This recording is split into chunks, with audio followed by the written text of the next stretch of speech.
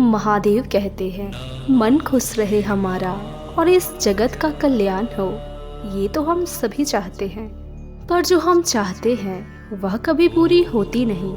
मन में तरह तरह के विचार इस दिमाग में घूमते हैं और प्रश्न आता है कि मन में अच्छे विचार कैसे लाएं। विचार उठते हैं मन से, इसलिए मन क्या है ये हमें पता होनी चाहिए। इसके बाद ही हम बुरे और अच्छे विचारों के खेल को समझ सकते हैं। अगर देखा जाए तो मनुष्य का जीवन उसके विचारों से ही तो है।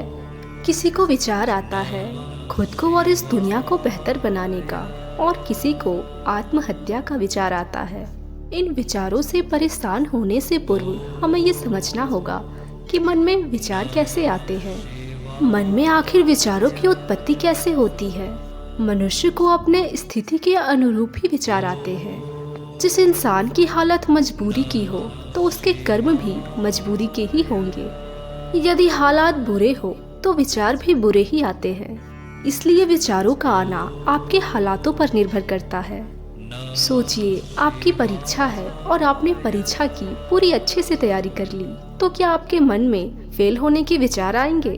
बिल्कुल नहीं। लेकिन अगर कल परीक्षा है और आपने साल भर सिर्फ मस्ती ही की है, तो निश्चित ही आपके मन में फेल होने के विचार ही आएंगे। आप परीक्षा के लिए पढ़ाई करें या ना करें, ये आपका चुनाव है। तो इसलिए आपका चुनाव ही गलत है तो विचार तो गलत होंगे ही। मन में अच्छी सोच लाना इतना भी मुश्किल नहीं है। अगर आपका साथी आपको किसी भी चीज के लिए भड़का रहा है या आपको बुरे मार्ग पर चलने के लिए प्रेरित कर रहा है, तो उससे आपको अलग रहना चाहिए। ऐसे लोगों से जितना जल्दी हो सके दूरी बना लीजिए और खुद को व्यस्त रखने की कोशिश कीजिए। ये जरूरी नहीं है कि खुद को काम करके ही व्यस्त रखा जाए, बल्कि आप अपने पसंद का काम भी कर सकते हैं और इससे आपको बुरा सोच नहीं आएगा। अगर आप सदा खुश रहेंगे तो मन में अच्छी सोच भी आएगी। बुरी चीजों से दिमाग हटाकर आपको अच्छी चीजों में लगाना होगा।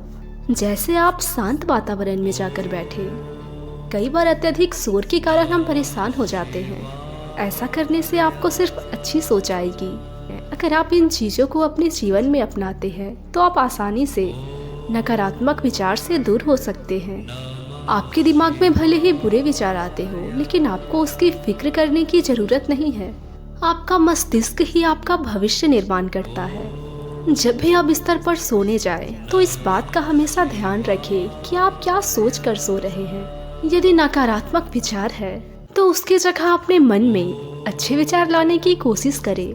कुछ अच्छा सोच कर सोए या फिर ईश्वर को याद करके सोए, क्योंकि आपका अंतिम विचार ही पूरी रात आपके दिमाग में चलता रहता है, जिसका आपको पता नहीं चलता है। लेकिन ये विचार ही आपके जीवन को पूरी तरह से प्रभावित करते हैं। इसलिए इस विचार का सबसे अच्छा होना जरूरी है। इसलिए सोते समय अच्छे विचारों को दोहराते हुए सोना चाहिए।